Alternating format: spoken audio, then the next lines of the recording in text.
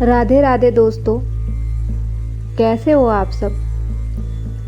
आशा करती हूँ कि आप सभी अच्छे होंगे, स्वस्थ होंगे, तंदुरुस्त होंगे। आज मैं आप सभी के लिए एक बहुत ही अच्छी कहानी लेकर आई हूँ, जिसके द्वारा हमको पता चलेगा कि दुनिया का सबसे बड़ा दान कौन सा है, और वह जानकर हम उस दान का प्रयोग कर अपने जीवन को सफल बना सकते हैं। आइए कथा को शुरू करते हैं। बहुत समय पहले वैकुंठ लोक में भगवान विष्णु और माता लक्ष्मी विराजमान थे। देवता और ऋषिगण सदा आकर वहां प्रश्न पूछते और धर्म का ज्ञान प्राप्त करते। एक दिन नारद मुनि वहां पहुंचे और बोले,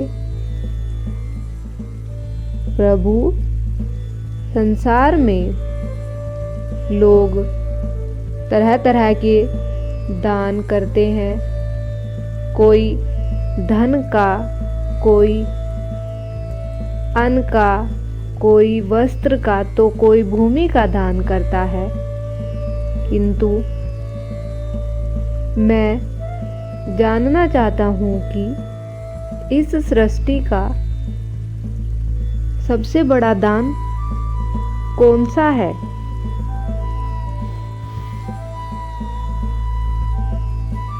भगवान मुस्कुराए और बोले, नारद, यह प्रश्न बहुत गंभीर है। इसका उत्तर मैं आपको शब्दों में नहीं, अनुभव में है। तुम्हें इसे जानने के लिए पृथ्वी की यात्रा करनी होगी।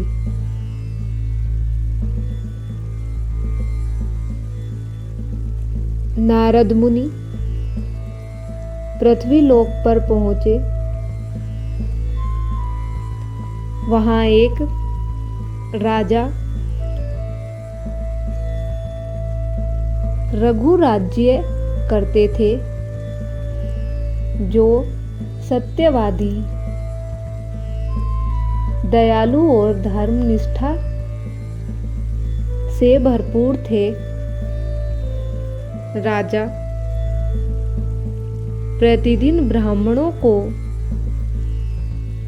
अन्न, वस्त्र और धन दान देते। एक दिन उन्होंने संकल्प किया, आज मैं इतना बड़ा दान दूंगा कि संसार मुझे महादानी कहे।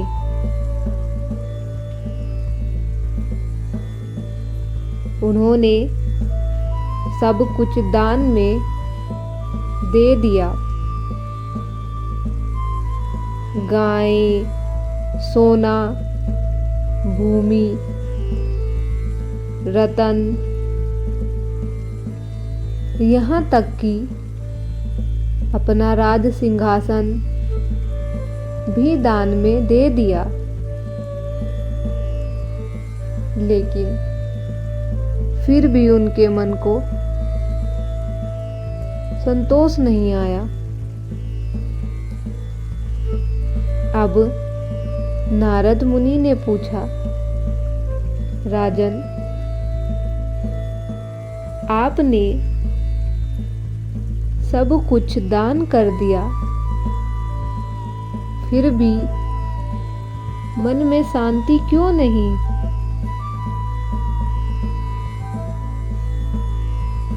इतना सुनकर राजा बोले,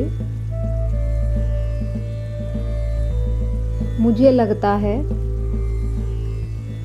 धन का दान सबसे बड़ा नहीं है।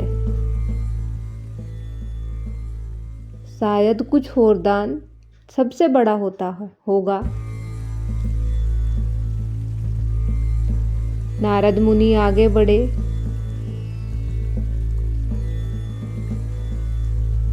एक छोटे से गांव पहुंचे। वहां एक वृद्ध स्त्री मिट्टी के घर में रहती थी। वह प्रतिदिन भिक्षा मांगकर जो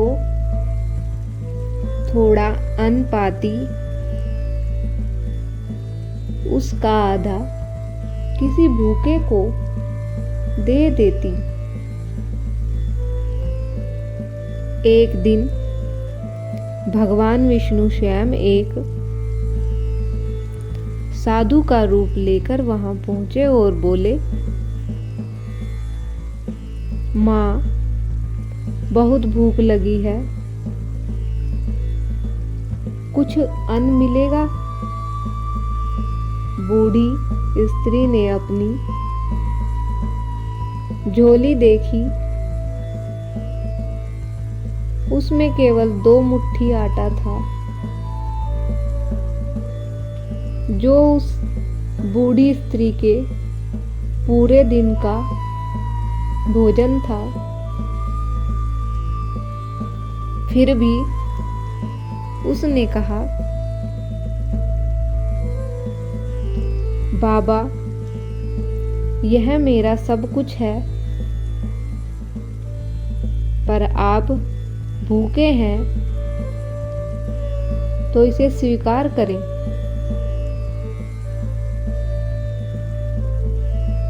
वह मुस्कुराए और अपना सारा आटा साधु को दे दिया। भगवान विष्णु प्रसन्न हुए। नारद चकित थे। प्रभु, इसने तो बस 2 मुट्ठी आटा दिया, इसे सबसे बड़ा दान कैसे कहा जा सकता है?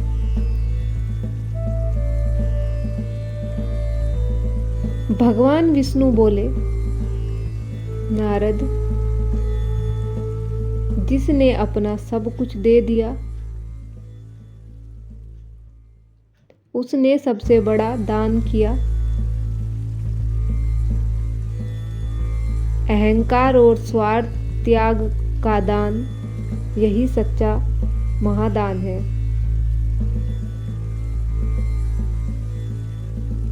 वापस वैकुंठ लौटकर नारद मुनि ने लक्ष्मी माता से पूछा, माता, धन तो आप ही से प्राप्त होता है, क्या धन का दान ही सर्वोत्तम नहीं? लक्ष्मी जी मुस्कुराई। नारद, धन का दान तो तभी फल देता है जब वह प्रेम, करुणा और त्याग के साथ दिया जाए। जो व्यक्ति दान देते समय मैं दे रहा हूं ऐसा सोचता है, वह दान नहीं अहंकार करता है। पर जो कहे यह भगवान का है, भगवान को समर्पित है, उसका हर अन्न कण दान बन जाता है।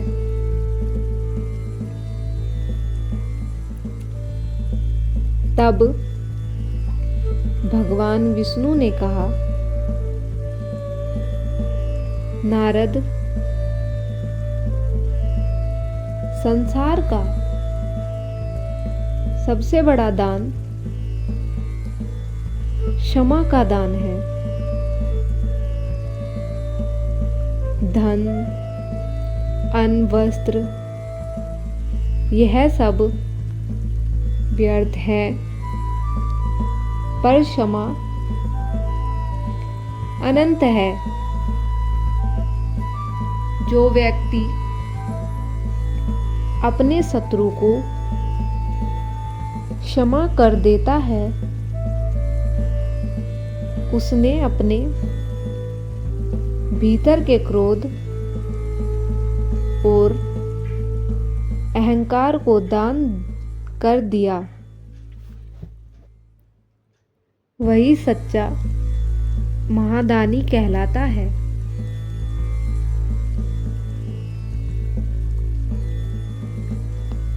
यह सुनकर नारद बोले, हे प्रभु, तो क्या क्षमा सबसे बड़ा दान है? भगवान बोले,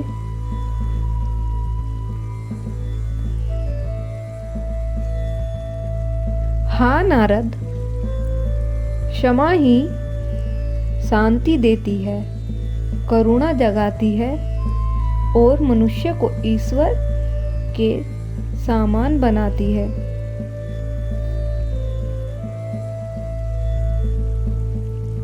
नारद मुनि ने प्रभु को प्रणाम किया और कहा, अब मुझे ज्ञात हुआ कि सबसे बड़ा दान धन या वस्तु का नहीं, बल्कि मन का दान है। जब कोई अपने भीतर से स्वार्थ, घृणा और अहंकार त्याग देता है, तभी अचानक से आकाशवाणी हुई,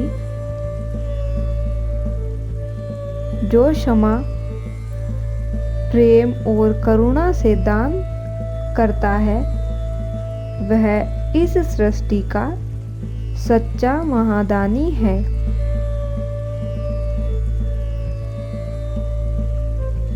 यह सब सुनकर भगवान विष्णु और माता पार्वती मुस्कुराए। वैकुंठ लोक में दिव्य प्रकाश हुआ और देवगण गाने लगे, दानों में श्रेष्ठ है क्षमादान, यही सच्चा धर्म है, यही शांति का मार्ग है। आइए हम आपको क्षमादान के महत्व और बता देते हैं, जिन्हें सुनकर और समझकर आपको कथा और अच्छे से समझ आएगी और आपके मन में सच्चाई और विनम्रता जागेगी। धन, अन्न, वस्त्र या भूमि का दान केवल भौतिक वस्तुएं हैं, परंतु क्षमा आत्मा की संपत्ति है। जो व्यक्ति क्षमा करता है, वह अपने अहंकार, क्रोध और द्वेष को त्याग देता है। इसीलिए कहा जाता है, क्षमा वीरों का आभूषण है। कमजोर नहीं, बल्कि वही क्षमा कर सकता है जिसकी भीतर शक्ति और धैर्य हो। जब हम किसी से द्वेष रखते हैं तो वह हमें मन की शांति छीन लेता है, परंतु जब हम क्षमा करते हैं तो मन हल्का हो जाता है। भगवान विष्णु ने भी नारद मुनि से कहा था, जो क्षमा करता है वह द्वेष के बंधन से मुक्त हो जाता है। क्षमा से भीतर का विष बाहर निकल जाता है और प्रेम का आत्मा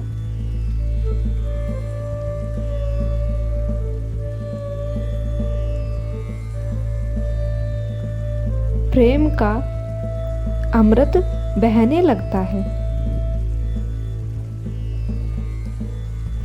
हर व्यक्ति के जीवन में कुछ न कुछ अपमान, अन्याय या पीड़ा होती है, पर जो व्यक्ति क्षमा देता है उसके पाप और कर्मों का बंधन कटने लगता है, क्योंकि क्षमा का अर्थ है अब मैं बदले की भावना नहीं रखता, सब कुछ ईश्वर को समर्पित है। जीवन में रिश्ते तब टूटते हैं जब हम मैं सही हूं, मैं ही सही हूं पर अड़े रहते हैं। पर जब हम क्षमा कर देते हैं तो रिश्तों में नया जीवन आ जाता है। माता लक्ष्मी कहती हैं, क्षमा जहाँ है वहाँ समृद्धि और शांति सदा निवास करती है। भगवान विष्णु स्वयं क्षमाशील हैं। भगवान शिव ने भी अपने अपमान करने वाले रावण को क्षमा किया और श्री राम ने भी शत्रु रावण को अंत समय में ज्ञान दिया, अर्थात जो क्षमा करता है वह ईश्वर का स्वरूप माना जाता है। क्षमा केवल दूसरे के लिए नहीं, अपने लिए भी होती है। जब हम किसी को क्षमा करते हैं तो हमारी आत्मा ऊंचाइयों पर पहुंच जाती है, हम ईश्वर के निकट हो जाते हैं और भीतर से एक दिव्य शक्ति और शांति का अनुभव होता है।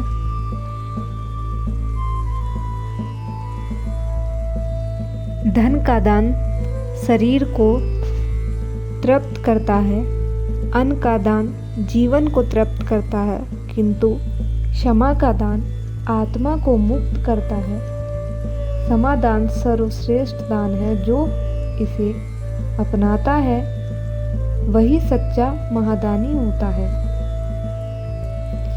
जो व्यक्ति क्षमा करता है वह अहंकार, द्वेष और क्रोध को त्यागता है। यही सच्चा धर्म, यही सच्चा वैराग्य और यही ईश्वर की पूजा है। इसी तरह से हम अब कथा को समाप्त करते हैं। आशा करती हूँ कि आपको अच्छे से पता चल गया होगा कि दुनिया का सबसे बड़ा दान क्या है। क्षमा ही दुनिया का सबसे बड़ा दान है। तो अपने आसपास अपने छोटे बड़ों को क्षमा करना सीखिए, उससे आपको बहुत पुण्य मिलेगा और शांति मिलेगी। मन से अहंकार का भाव हटेगा। अब मैं आखिरी में आपसे विदा लेती हूँ और मिलती हूँ ऐसी ही अगली वीडियो में, आपको कुछ बताने और कुछ सिखाने आऊँगी एक और वीडियो को लेकर। तब तक के लिए राधे राधे। मिलते हैं ऐसी ही अगली वीडियो में। धन्यवाद।